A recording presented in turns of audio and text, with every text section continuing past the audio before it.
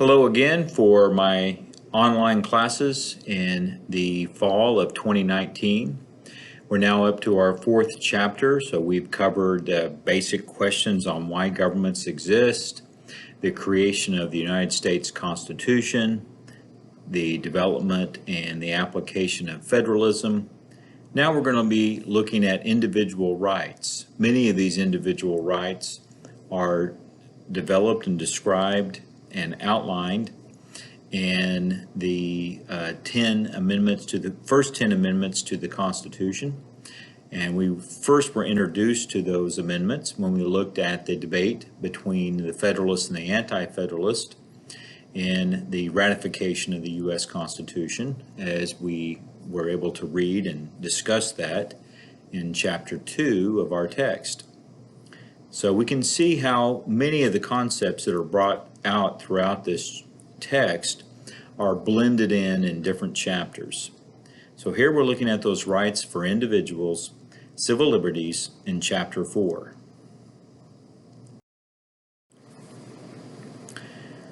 So here we're looking at it from the individual perspective, brought out in the beginning part of this chapter. Civil liberties are protections from improper government action. So how can individuals be protected from abuses from the government, by the government? And that's the issues for civil liberties. There was a fantastic movie, a disturbing movie, a very important movie, I would say, that you can review to look at the powers and the importance for those individuals to know those rights and powers. And the film is called Compliance, and what it might mean when someone's intimidated and not fully understanding what individual rights a person may have. So I'll give you fair warning, it's not an easy film to review, but it's an important one. You might want to Google this film and just get some sense about it when if you decide to watch the film. Based on real events involving Louise Ogburn, who was working at a restaurant, and some very unfortunate and terrible things happened to her, which all could have been avoided. And so that might be another area that you might want to review, is to just Google her online and see what happened in that situation. But again, we're reminded, what rights should individuals have if they're being suspected of breaking laws or committing crimes, and what kind of way can they be assured that they have basic rights. So one of the first court cases, and throughout this whole lecture and throughout this chapter, you see many different court cases. And this is one that was brought out during the Great War, what would later be called World War I, and looking at those individuals who were protesting that war and what particular rights might they have. But can there also be some rights that are not going to be protected and enforced during certain situations? So Schenck versus United States in 1919 brought out some issues here for us to still consider. Is there a difference? In the determination from the court in this case was that yes, there was a difference between peacetime and wartime speech. And we can see here that the socialists, which were very active at this time, had printed many anti-draft leaflets. The draft was starting. One of the arguments against the military draft is that it was a violation of the 13th Amendment, which is the anti-slavery amendment. And so you were putting people in a form of servitude if they were drafted for the military. But Congress had passed a law referred to as the Espionage Act that made it a crime to interfere with military operations. And protesting a draft, could that not be interpreted as an interference with a military operation? So what type of protest is allowed during a time of war. And the Supreme Court Justice writing for the majority, Oliver Wendell Holmes, determined that in fact people protesting this draft could be arrested for violation of the Espionage Act because the words and their actions were creating a clear and present danger. And we probably are familiar with that phrase. This does bring us to this question, though, about this situation, that does this mean in any time in which the government is wanting to carry out an act that the government believes is in the best interest of the overall country, and protesters try to stop that action, is that a situation where the people protesting are creating a clear and present danger? To what degree do people have the right to show their displeasure for the government? And so we can see this ongoing debate on the issue of expression and speech and the government's responsibility or power to carry out particular actions. Actions that may not necessarily be popular with everyone, such as going to war. And so this raises the question on when would symbolic speech be protected and allowed. Protests may be quite offensive.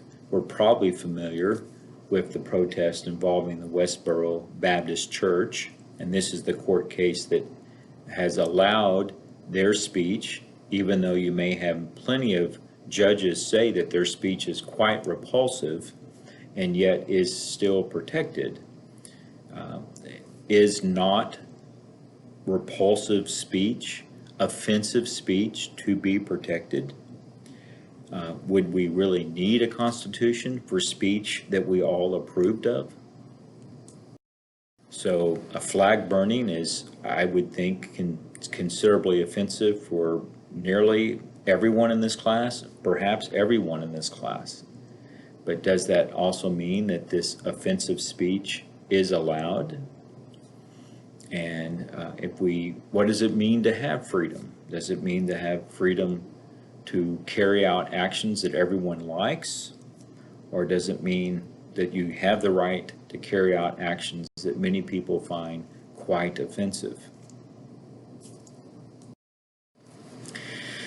So these questions on what type of speech, what type of press, we can see that many of these freedoms start to blend in together, may be questioned on the level of what's allowed and the offensive tolerance level that we should have in the area, for example, of obscenity and particular works that might be deemed that way. So on page 135, what's referred to as the Miller test, Miller v. California. So the Miller test would be a way of looking at, is there a particular work that might be deemed to be obscene and would not be allowed as a particular film or book or play because the work would be obscene. So these are the standards that would be brought into play.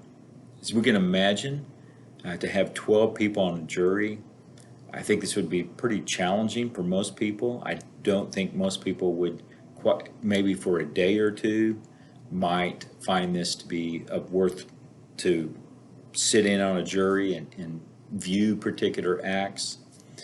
But my goodness, after a while, I would imagine this can get quite draining on individuals to have to sit through a trial to serve as a jury, but that would be the process here, and determine if in fact a work is offensive to a point to say that it's obscene and would not be allowed. And in fact, if people tried to use a particular play or movie, they could actually be charged with violating particular laws.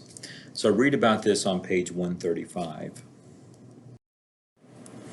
And so again, these issues, clear and present danger test, Miller test, And other standards that you'll see throughout this chapter are focusing on this issue of balance, to balance out the rights of the individual versus the need to protect society. And that's the ongoing issue. So if you're looking at wanting to have some sort of artistic expression, even if it is offensive for some people, are those the rights of those individuals? Is it necessary? Is it necessary for art to be challenging, to be somewhat offensive? But is there also a case in which it goes too far and now is harming society? So there's the process of trying to find balance. So with speech and press, you have this challenge to try to find balance. You also then, in the issue of religion, have the question of what's allowed with religion, when should the state interfere with religion, are there times in which the state can actually support religion? And so you have those issues brought out in these pages, roughly from 123 to 127. Establishment Clause, dealing with this separation between church and state, 123, 125. Free Exercise Clause, what's allowed in the expression of religion, pages 125, 127. Lemon Test, page 124 in your text. And the Lemon Test deals with having the state find events and activities in which would qualify for the state to provide some form of support to a religious organization. Also then, we look at the issue of the rights of the criminally accused, as we can see here, and you have 4 amendments. So what I have brought out to you dealing with the issues of protection and symbolic speech, and then potentially obscene speech, that's really looking at the First Amendment, freedom of speech and press. And then the issue of religion, the Establishment Clause, and the Free Exercise Clause, that's also from the First Amendment. But here we're looking at 4 other amendments among the 10 Bill of Rights, and these collectively are known as the rights of the criminally accused. The 4th, 5th, 6th, and 8th Amendments. Protection against an unreasonable search and seizure in the 4th Amendment. The 5th Amendment, considerable area dealing with the rights of the criminally accused, and in that process of an investigation. The right to a grand jury. Protection from double jeopardy, cannot be tried for the same offense twice. Self-incrimination, cannot be a witness against oneself. Eminent domain, property cannot be taken without just compensation. And then what happens during a trial? So 4th Amendment, during the process of a search, before a trial has started, before an investigation has started. Then the 5th Amendment, the process of an investigation. 6th Amendment, the process of a trial.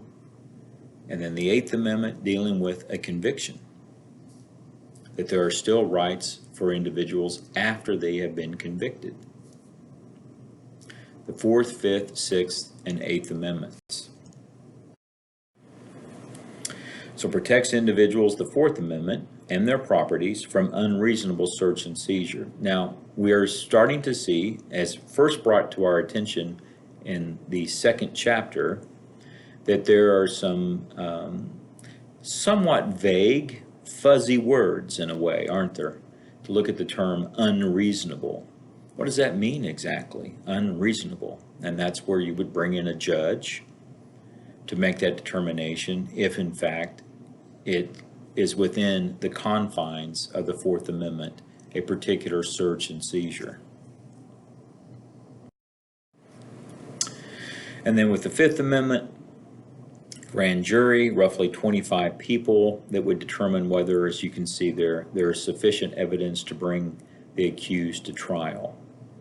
So if someone's indicted by a grand jury, it does not mean that they're guilty. It just means there's enough evidence now to start a trial.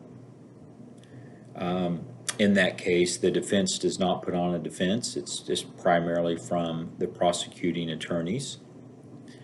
And you may have a situation where you have defense attorneys that actually want the grand jury, and they want to go through that process because they believe that while there might be enough evidence to go to trial, they don't think at that time there's enough evidence to actually convict. And so use of a grand jury may not necessarily always benefit the prosecution, and there are times where clearly it's put in place to help the defendant. The same thing can be said for double jeopardy, clearly, that it's the burden is on the prosecuting attorney to make sure that they have the evidence there to bring that case to trial and to succeed in that trial. If they don't, then it is to the benefit of the defendant. And the same thing here, the individual who is to be the defendant or the suspect is not there to do the job for the state. They do not have to participate in an investigation that could harm them. And when it comes to property, it is up to the state to provide a fair value for that property if they are to take that property from the owner. Now, that's really just looking at the value of the property from the market point of view. So issues like sentimentality are not brought in to the consideration when property is being taken. The issue of the right to counsel, and this has been in place since 1963, the interpretation of this case, of this amendment. So a defendant has a right to an attorney, even if that defendant cannot afford an attorney. But how can the defendant prove that he or she cannot afford an attorney? That may be a trial in itself. And this may be a situation in which a defendant would have to be able to prove that he has no disposable income or no means of getting income to be able to pay for an attorney. So no property, for example. It may not be necessarily that clear cut that an individual will be able to have an attorney provided by the state. So the case of Gideon v. Wainwright brought about this interpretation of the Sixth Amendment that an individual has the right to an attorney if one does not have the means to pay for an attorney. It's a very interesting and I would say an American story that Clarence Gideon appeals to a higher court. The Supreme Court writes it out longhand on notebook paper, mails it in, his appeal. And his appeal is under the legal determination of what's called a writ of pauperis, a Latin term. So one has appealed without an attorney. And so he's in the Florida penitentiary asking for assistance. The courts deem that he has the right, they take the case, and that he has the right to an attorney during his retrial, and he is found not guilty in the retrial. And in the process, the courts make the determination that people have the right to an attorney if they cannot afford one. We also see protection from self-incrimination from the Miranda rights, and that's still in place. You can read about that on page 143. Ernesto Miranda, by all accounts, was just not a decent individual. He was a pretty cruel individual, actually. But still, does he not have the right to these protections in the Constitution, just like anyone else? And does he not have the right to protection from self-incrimination? And so the rights to be informed of suspects before they are to be questioned, we can see that brought out in the Miranda rights. This continues to lead to different interpretations. So one of them has been, as you can see here, Maryland v. Schatzer, now is going on 9 years old now. Police can question a suspect 14 days after the suspect has been released from custody. So, in other words, it would be deemed harassment if a suspect is brought in to be questioned, and every time the suspect goes, I am going to appeal to my Fifth Amendment rights, and I will not answer questions. And so the police say, okay, well, we'll see you tomorrow. And no, you can't do that. So it's every 2 weeks would be the period in which you could ask a suspect questions. Then we also look here at the Fourth Amendment on the issue of what happens if evidence is gathered in an unreasonable way. And this involved the defendant Dollree Mapp, as you can see here in the picture of Miss Mapp, and the court case Mapp v. Ohio. And the police searched in the basement of her house looking through a trunk and was looking for particular goods, and didn't have a search warrant to look in all those different areas. And so what do you do with the property then if the police search someplace where they're not allowed to search according to the search warrant, or it doesn't fit within a judge's interpretation of a correct way of applying the Fourth Amendment? Should the evidence just be excluded, as you can see here in the exclusionary rule? Now, let's consider about what's reasonable. I mean, is that reasonable to exclude evidence of somebody who might be a mass murderer, for example? So how far would you apply the exclusionary rule? And the justices have certainly been debating that since the time of the exclusionary rule.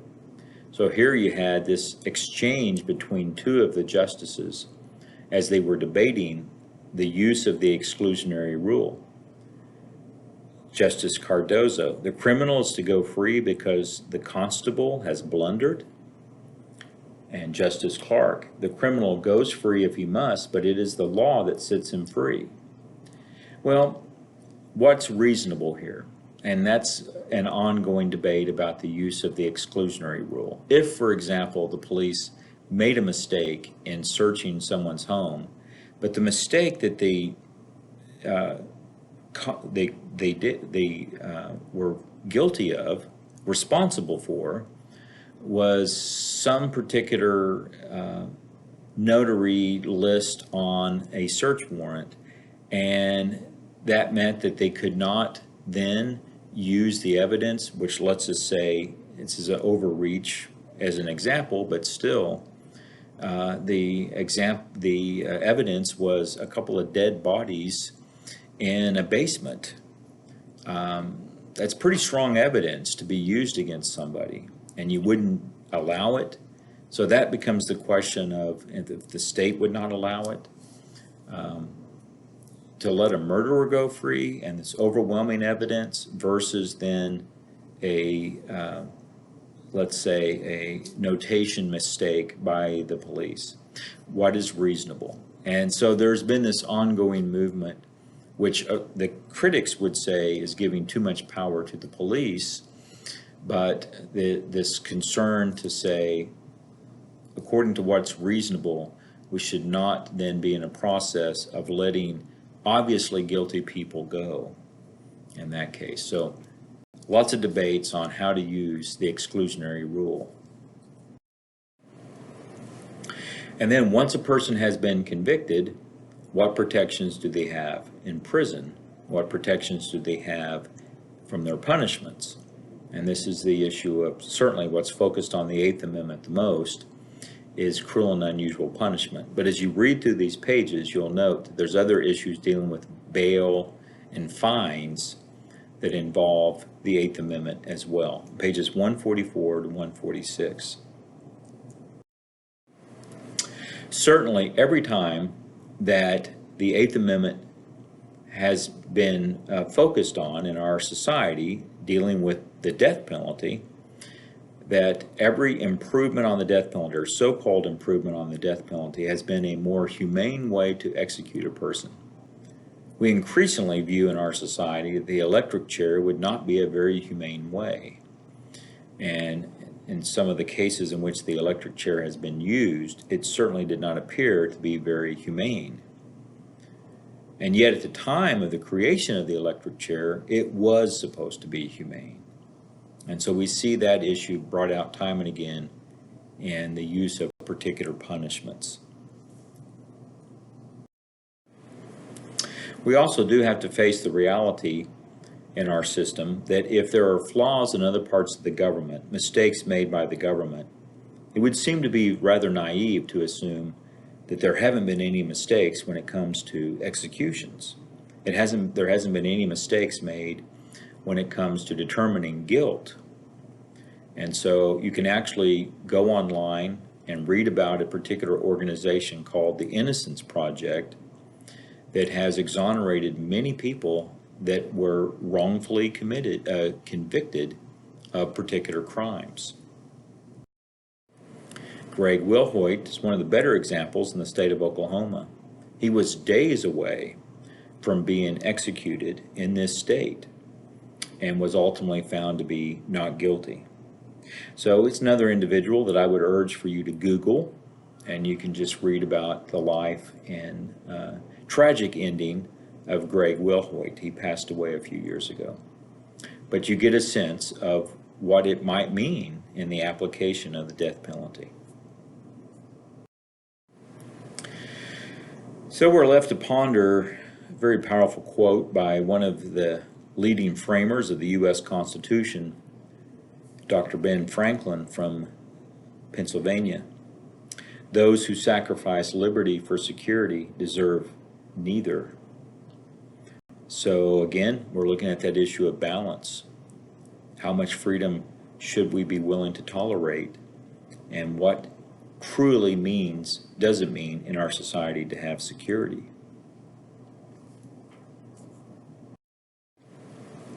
Well, the last of our areas to cover here deals with the right to privacy. So we've talked about the basic freedoms from the First Amendment, freedoms of religion, speech, press, the ones that we mainly focused on. There's also the right to petition grievances to the government from the First Amendment, and also the freedom of association in the First Amendment.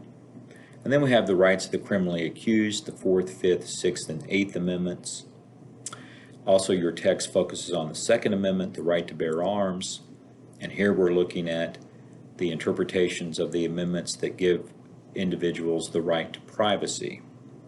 The Third, Fourth, Fifth, and Ninth Amendments. So I would urge you to look over those amendments. We've talked about the Fourth and Fifth Amendments. We really won't bring up the Third much. Ninth Amendment we'll talk about a little bit here. So the case that really introduced this concept of the right to privacy dealt with the issue of the right to have birth control, to use birth control, to be able to purchase birth control.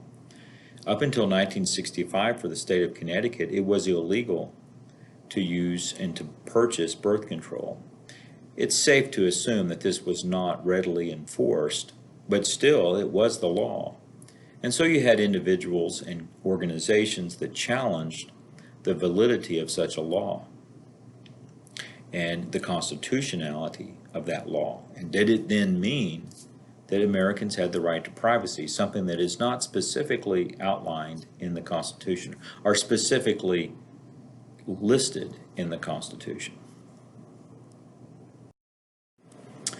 So one of the ways of looking at that is the Ninth Amendment. The Ninth Amendment, of those four that I just mentioned, deals with the rights for individuals that are not specifically mentioned in the Constitution. Does every particular right that an individual may enjoy have to be written down in the Constitution?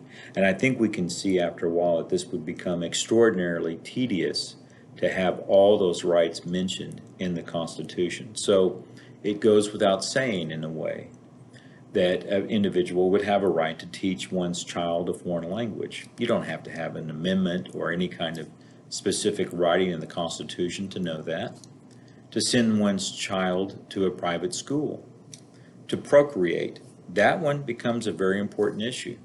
do two people with a below average IQ have a right to reproduce? And the courts have said, yes, they do. The right to travel abroad, people have a right to do that as well.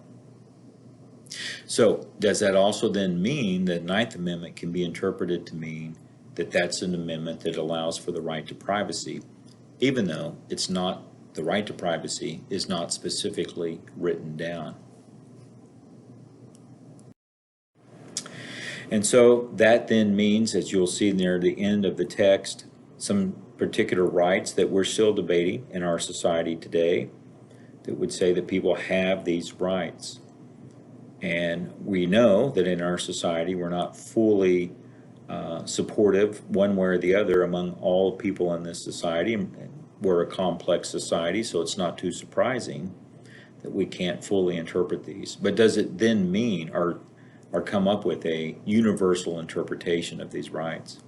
Does it then mean that these particular rights fall under the umbrella, in a way, of right to privacy? What does it mean to have the right to privacy? Does it, for example, mean that an individual in the right to privacy can decide when to end his or her life?